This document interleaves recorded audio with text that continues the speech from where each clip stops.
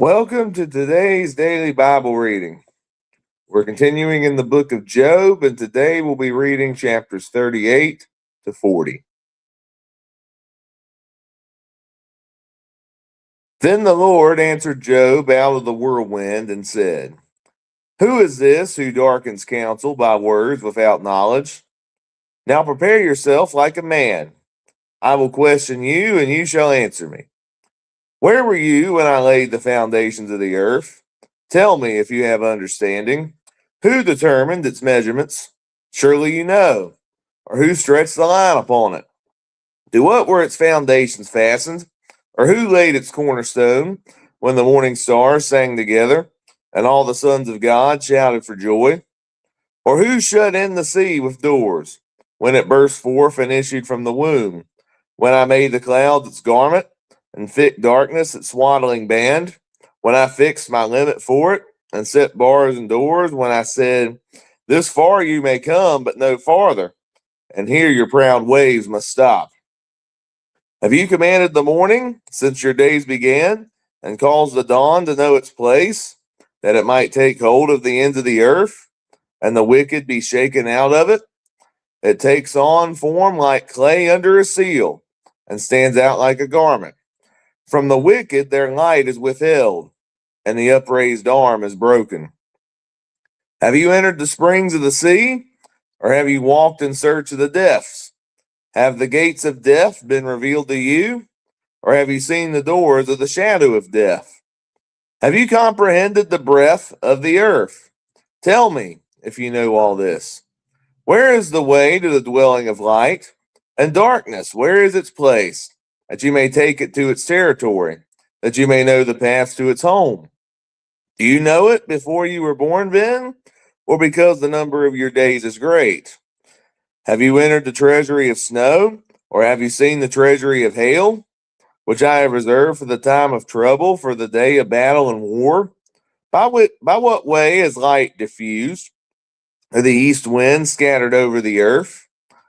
Who has divided a channel for the overflowing water, or a path for the thunderbolt, to cause it to rain on a land where there is no one, a wilderness in which there is no man, to satisfy the desolate waste, and cause to spring forth the growth of tender grass? Has the rain a father? Or who has begotten the drops of dew? From whose womb comes the ice? And the frost of heaven, who gives it birth? The waters harden like stone, and the surface of the deep is frozen. Can you bind the cluster of the Pleiades, or loose the belt of Orion? Can you bring out Mazzaroth in its season? Or can you guide the great bear with its cubs? Do you know the ordinances of the heavens?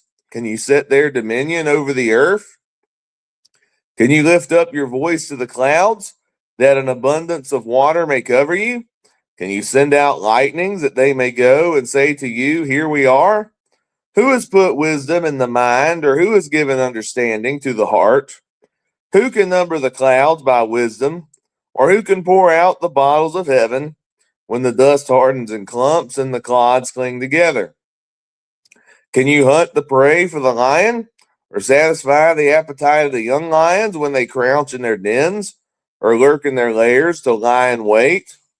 Who provides food for the raven when its young ones cry to God and wander about for lack of food?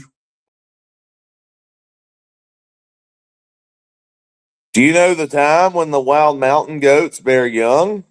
Or can you mark when the deer gives birth? Can you number the months that they fulfill? Or do you know the time when they bear young?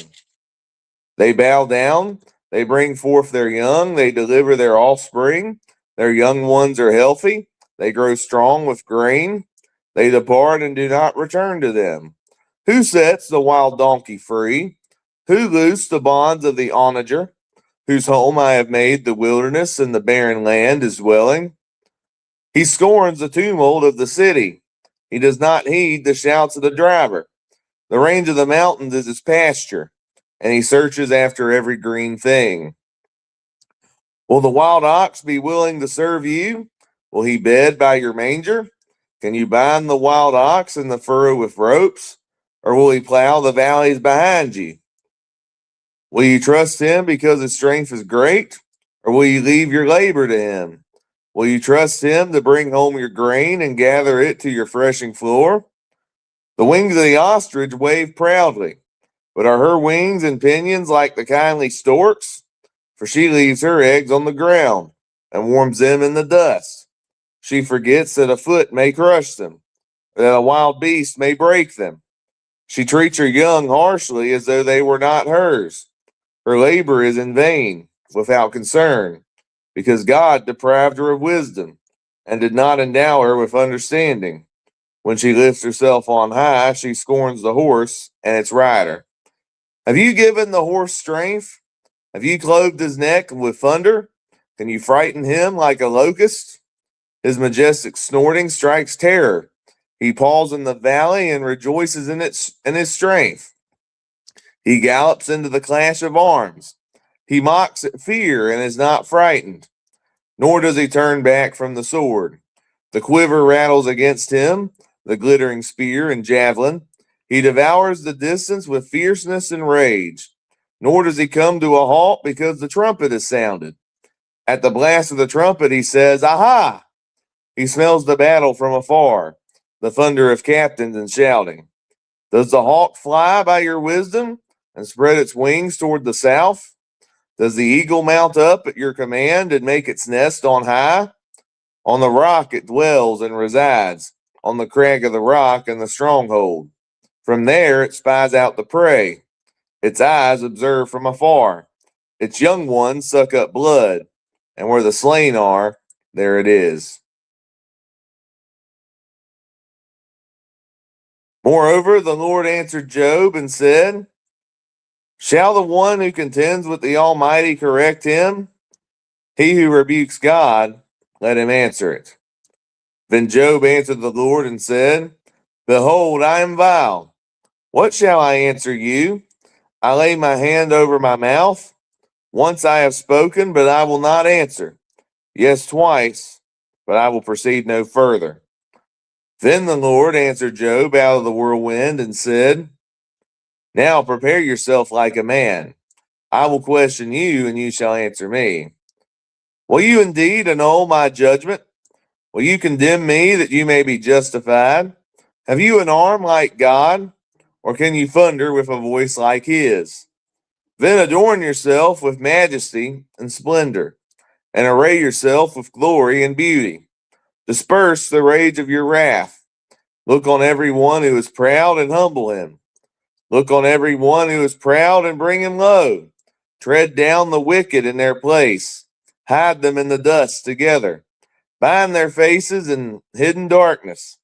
Then I will confess to you that your own right hand can save you. Look now at the behemoth, which I made along with you. He eats grass like an ox. See now, his strength is in his hips, and his power is in his stomach muscles.